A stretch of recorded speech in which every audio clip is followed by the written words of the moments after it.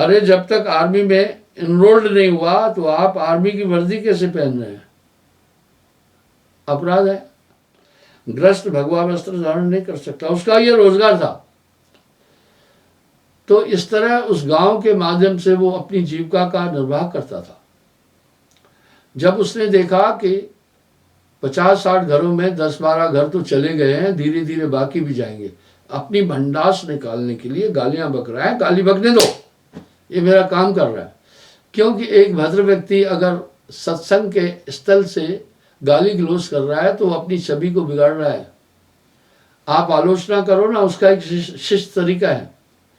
निंदा निंदा सब कहे, निंदा न जाने कोई, जैसे को तैसा कहे सो भी निंदा न हो। इसलिए संतों की बड़ी भीषण, मैं ये प्रसंग क्यों उठा रहा हूं, बड़ी भीषण हुई कि धर्म परिवर्तित कर देंगे। मैं पुनः शुक्रात की एक बात बताना चाहूंगा। शुक्रात ने एक बात कही, जिस तरह एक बहुत बड़ा जन समूह, लोगों का सैलाब बहा जा रहा है, वो महात्मा के पास चलो कल्याण ही कल्याण, सावधान रहना उससे,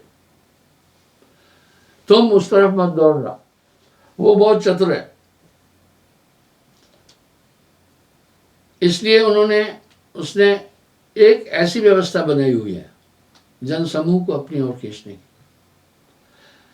जहां तुम्हें कोई कहे उधर मत जाना, वो महात्मा बहुत खराब है, तुम्हारा धर्म बदल देगा, तुम्हें भ्रष्ट कर देगा, उसमें बहुत बड़ी कमियां है, उधर जरूर जाना।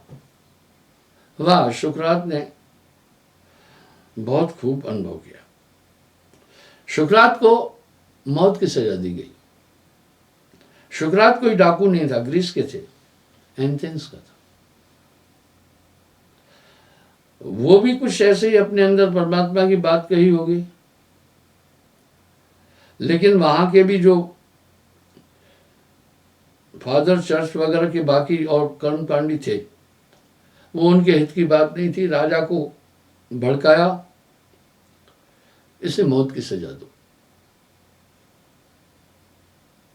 पुराना जमाना था, अदालतें नहीं थी। राजा ने फरमान किया, शुक्रात को तलब किया, तुम्हारे ऊपर अभियोग है, तुम्हें मौत की सजा क्यों न दी जाए। शुक्रात ने तो वहां भी अपना तर्क दिया,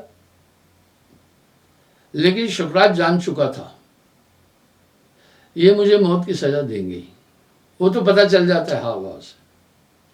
लेकिन राजा एक बात जानता था, इसका कोई अपराध नहीं, ये तो मानव चेतना के लिए काम कर रहे हैं। लेकिन बड़े बड़े लोग वहां जो थे, धर्मिष्ठ थे और धर्म का संचालन करने वाले थे, उनके अंदर शुक्रात के लिए नफरत पैदा हुई थी। वो जानता था शुक्रात ने कोई ऐसा काम नहीं किया है जिसके कारण इसे मौत की सजा दी जाए। उसने एक प्रपोजल रखा शुक्रात के आगे, ठीक है शुक्रात, तुम अगर अपनी बात पर कायम हो, जो कह रहे हो, या तो तुम क्षमा मांगो। बोला नहीं, मैं गलत कहा ही नहीं, क्षमा क्या मांगना है। बोला या तो फिर एथेंस छोड़कर चले जाओ, शहर निकासा। शुक्रात ने कहा मैं फिर नहीं मरूंगा ना कभी भी, मुझे तो मरना है, मैं अपने शब्द पर अटल हूं। शब्द पलटना अपने आप को उल्टा करने के बराबर होता है। आप देखते हैं कुछ लोग किसी की आलोचना करते हैं, बाद में जब वो फंस जाते हैं, प्रूव नहीं कर पाते हैं, तो क्षमा मांगते हैं। यहां साहब एक बात कह रहे हैं, वाणी तो अनमोल है, जो कोई जाने बोल, ये तराजू तोल कर फिर तो बाहर खोल। शुक्रात ने कहा क्षमा मांगने की बात ही नहीं है ना, मैंने जो कुछ कहा है विचार करके कहा है, आप आज भी बस बात पर कायम हूं। तो बादशाह ने कहा अगर क्षमा नहीं मांगोगे तुम्हें फांसी मौत की सजा मिलेगी। शुक्रात ने कहा अगर इस बात के लिए मुझे मौत की सजा मिले, मैं अपनी बात पर अटल हूं, मौत की सजा को वर्ण करूंगा, मैं माफी नहीं मांगूंगा।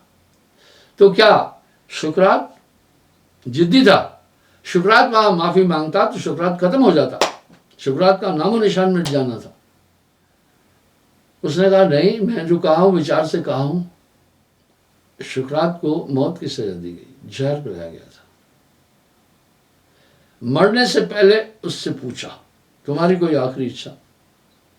शुक्रात ने कहा मेरे बेटे, अगर वो जितने हैं उससे अधिक अपने आप को उजागर करें तो उनको भी मौत की सजा दे देना और माफी नहीं मांगी। कैसी माफी? माफी तो गलती की है, गलती की ही नहीं है और माफी मांग।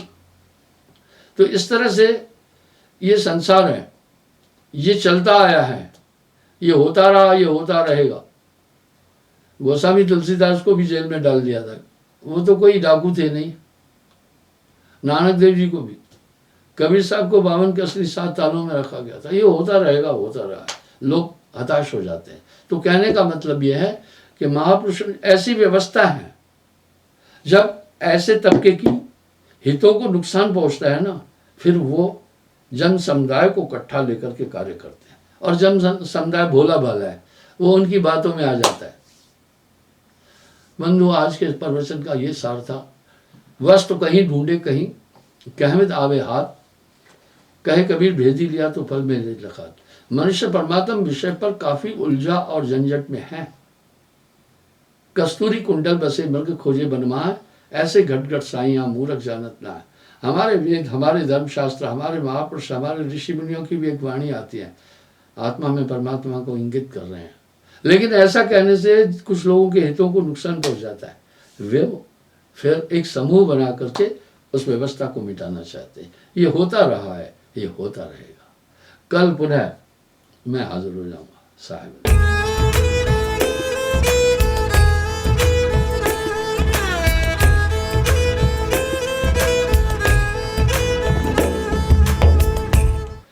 ऋषि मुनि असंख्यन भीषा, सत्य ठोर सपने नहीं देखा। साहब ने जिस लोक की बात कही, यही तो कौतुक था उनकी वाणी का। पर दुनिया के लोग, मैंने कल भी इस विषय को उठाया था, विविधता में उलझे हुए हैं।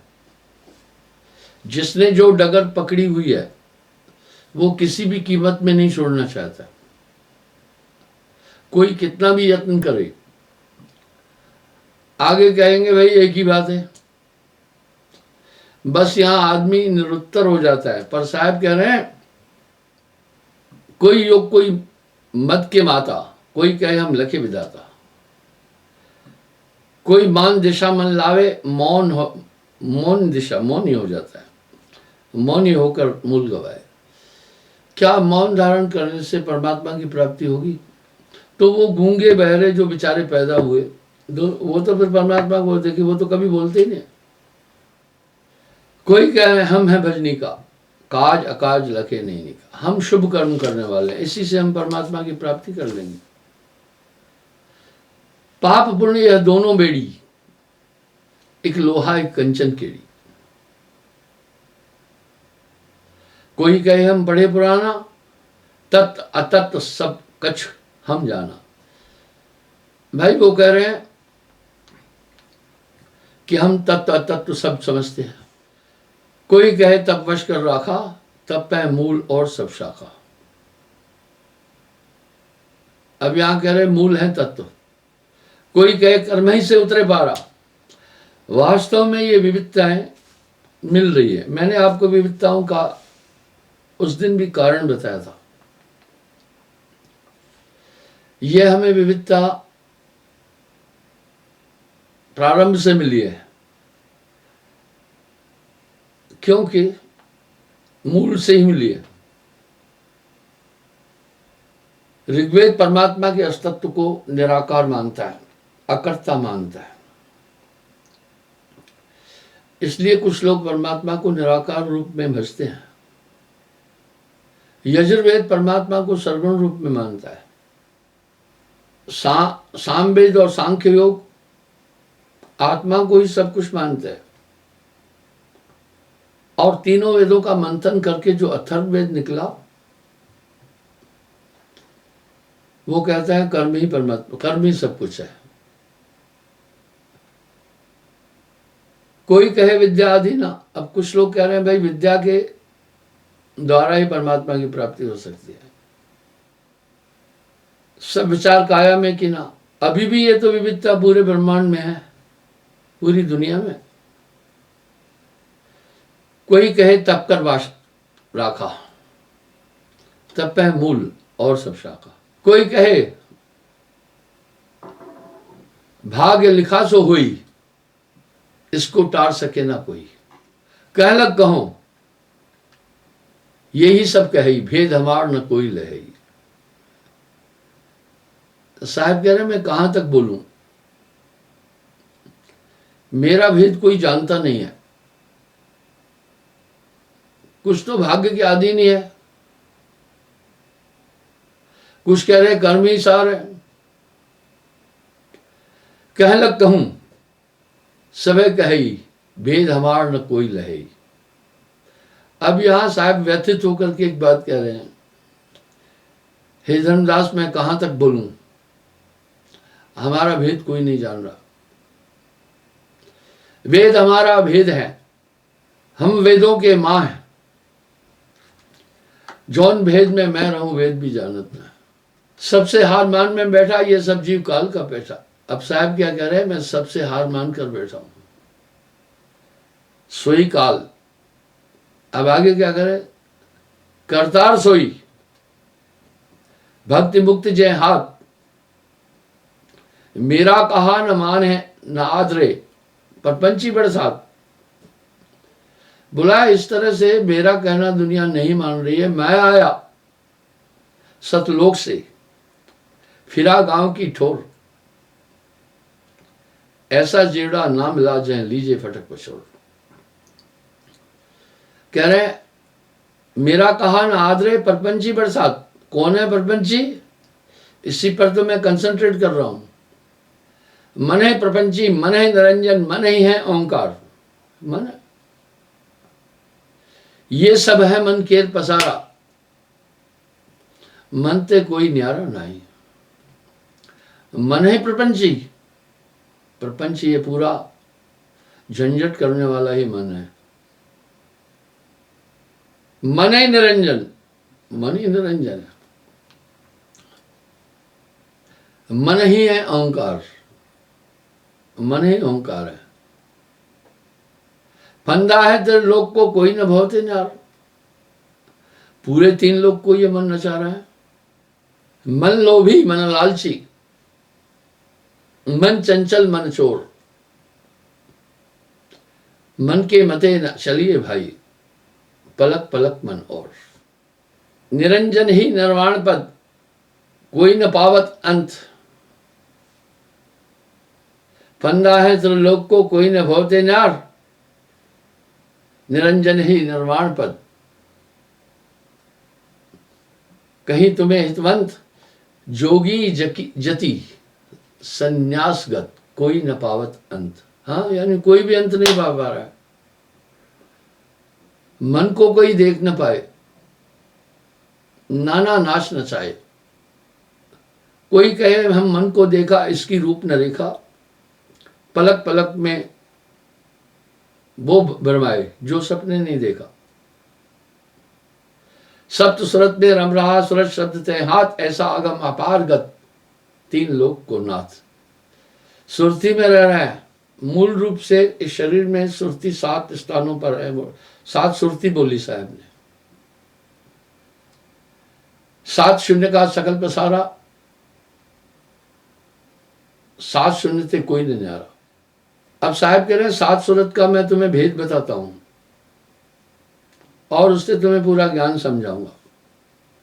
उत्पत्ति प्रलय भाग्य माही, इन गत से कोई न्यारा नहीं। ये 7 सूरत का पूरा खेल है। प्रथम अमी सूरत ने चोरा, तहां निरंजन कीने दौड़ा। आपकी सूरत आनंद में है, ये पहला तो सूरत में है। इसलिए मन को कोई देख न पाए।